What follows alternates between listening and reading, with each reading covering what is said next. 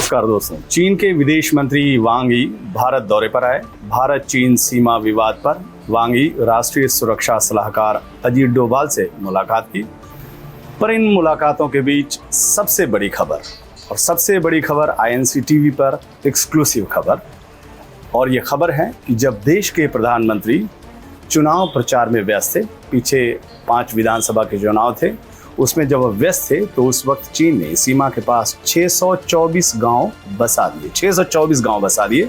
चीन सरकार ने अपने दस्तावेज में खुलासा किया था कि कुल 624 गांव बनाए जाने हैं।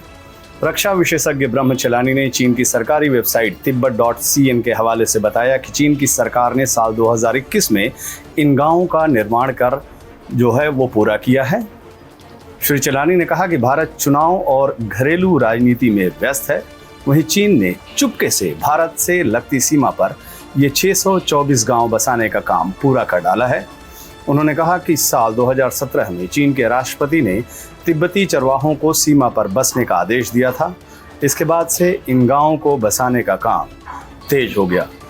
आपको याद होगा, कुछ दिनों पहले अमेरिकी रिपोर्ट में भी दावा किया गया था कि चीन ने अरुणाचल प्रदेश में भारत से लगी सीमा के नज़दीक गांव का निर्माण किया है। दूसरी बात भी आपको याद होगी कि भारतीय जनता पार्टी के सांसद तापिर गाओ ने भी कहा कि चीन ने हमारे क्षेत्र पर कब्जा कर लिया है। उस वक्त उन्होंने बताया कि 100 से अधिक घरों के निर्माण के पीछे बीजिंग है, जो अरुणाचल प्रदेश के ऊपरी सुबनसिरी जिले में तसारी चू नदी के तट पर दिखाई दिए।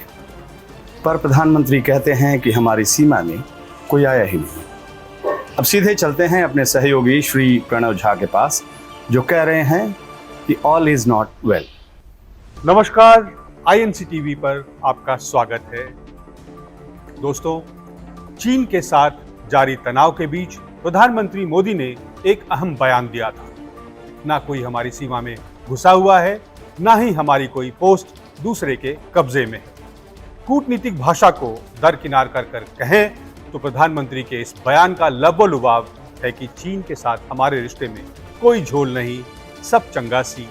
फिल्मी अंदाज में कहें तो ऑल इज वेल। लेकिन सच क्या है, इस पूरे खबर को गौर से देखिए और फिर इस सवाल का फैसला आप खुद कीजिए। देश के विदेश मंत्री S जयशंकर ने जर्मनी में एक प्रेस कॉन्फ्रेंस में कहा कि 1975 से 2020 के दौरान 45 वर्षों तक भारत चीन सीमा पर शांति बहाल रही, बॉर्डर मैनेजमेंट में स्थिरता बनी रही और सेना को कोई नुकसान नहीं उठाना पड़ा। लेकिन 2020 में हालात बदल गए। विदेश मंत्री S जयशंकर ने विदेशी पत्रकारों को यह भी बताया कि आखिर साल 2020 में चीन सीमा पर हालात कैसे और क्यों बदले। उन्होंने कहा, हालात इसलिए बिगड़े क्योंकि चीन और हमारे बीच the line of actual control यानी LAC पर सैन्य बलों को इकट्ठा नहीं करने का समझौता था, जिसे चीन ने तोड़ दिया। अब आपसी रिश्तों की दिशा सरहद की हालात से ही तय होगी। जाहिर है, ऐसे में चीन के साथ हमारे संबंध बेहद मुश्किल दौर से गुजर रहे हैं। ये देश के विदेश मंत्री की ईमानदार स्वीकारोक्ति है।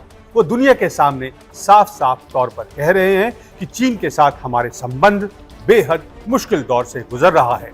उन्होंने ये भी कहा कि साल 2020 से पहले 45 साल तक सही मायने में सब कुछ सही रहा और जो कुछ हुआ वो साल 2020 से ही शुरू हुआ है। लेकिन हमारे PM का बयान, एक बार फिर से गौर फरमाइए।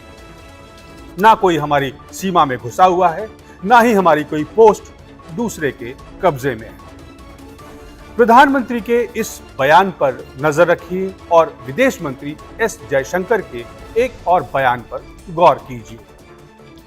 विदेश मंत्री ने यह बयान पिछले महीने ऑस्ट्रेलिया के मेलबर्न में दिया था।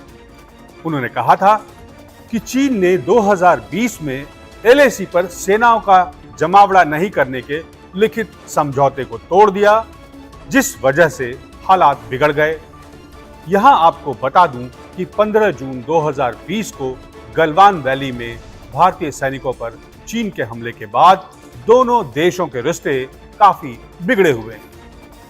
पूर्वी लद्दाख के सीमा से सटे इलाकों में भारत और चीन की सेनाओं के बीच तनाव की स्थिति लगातार बनी हुई है। और इसी बात को हमारे विदेश मंत्री एस जयशंकर ने दुनिया के सामने रखा है। उनका बयान निश्चित रूप से सराहनीय है, लेकिन मोदी जी के ऑल इज वेल वाले बयान के बारे में आप क्या कहते हैं? आपके जवाब का इंतजार रहेगा। मैं प्रणव झा आपको नमस्कार करता हूं। आप सबका बहुत बहुत धन्यवाद। देखते रहिए INC टीवी।